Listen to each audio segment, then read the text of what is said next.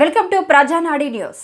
శ్రీకాకుళం జిల్లా మందసలో శ్రీ వాసుదేవుని కళ్యాణ మహోత్సవాన్ని కన్నుల పండుగగా నిర్వహించారు. వాసుదేవుని కళ్యాణానికి భక్తులు పోటెత్తారు. ఆలయ ప్రాంగణంలో ఆధ్యాత్మిక శోభ సంతరించుకుంది. వాసుదేవుని బ్రహ్మోత్సవాలు అంగరంగ వైభవంగా జరుగుతున్నాయి.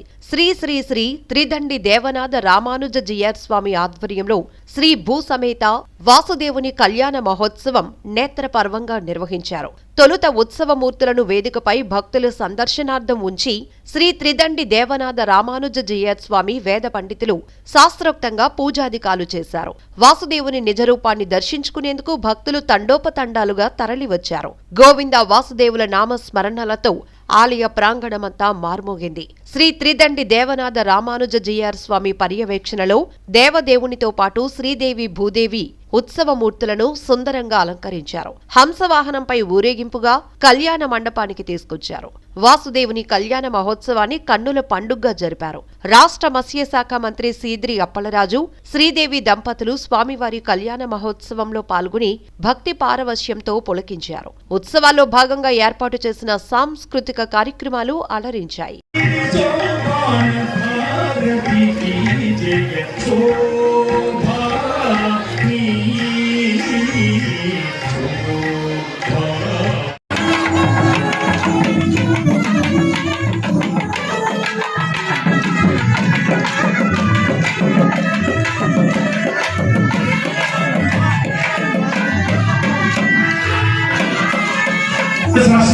దేశం మొత్తం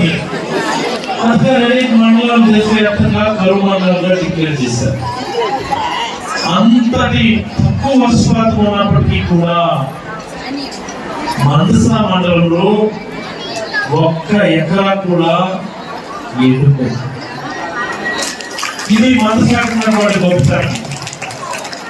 ఎందుకు ఇలా అంటే సాక్షాత్తు ఆ స్వామివారి కోరుకున్నటువంటి స్వస్థలం కాబట్టి ఎప్పుడు కూడా మందస మండలంలో కరువు అనేది. దీనికి ముందు సంవత్సరం కూడా చాలా గమ్మత్తు అయినటువంటి సంఘటన జరిగింది. మీకు అందరికీ చెప్పాలి. దీని ముందు సంవత్సరం కూడా వర్షాలు లేవు. సెప్టెంబర్ అయిపోయింది, అక్టోబర్ చివరికి వచ్చేసింది, వర్షాలు లేవు. మొట్టమొదటిసారి మందస మండలంలో పంటలు వెళ్ళిపోతాయేమో, రైతులు నష్టపోతారేమో అని రైతులే స్వయంగా వచ్చి మనం ఏదో ఒకటి చేయాలి సార్, మనం అట్లీస్ట్ మన దేవుడు అన్న ఒకసారి మనం అడుగుదా వెళ్ళి అని చెప్పేసి అంటే మొత్తం మేమందరం ఇదిగో వేదిక ముందున్న మనస మండలి పెద్దలందరూ, మనస గ్రామ పెద్దలందరూ ఇక్కడే ఉన్నారు. స్వామివారి దగ్గరికి వచ్చి మేము ఇదే గురువాచార్యుల గారి దగ్గరికి వచ్చి మా మల్లేశ్వర కూడా తీసుకొని వచ్చారు. మేమందరం స్వామివారు మనం ఏదో ఒకటి చేయాలా, దేవుడిని స్మరించుకుంటే దేవుడు తలుచుకుంటే ఏదైనా జరుగుతుంది అంటారు కదా, మన స్వామివారి మనసు గొప్పదంటారు కదా, మీరు నిరూపించండి ఈ సంవత్సరం అని చెప్పి మేము అందరం అంటే మీ తరఫున దేవుడిని మన పూజారి ద్వారా గట్టిగా అడిగించడం జరిగింది. ఇదే నేను అబద్ధం చెప్పడం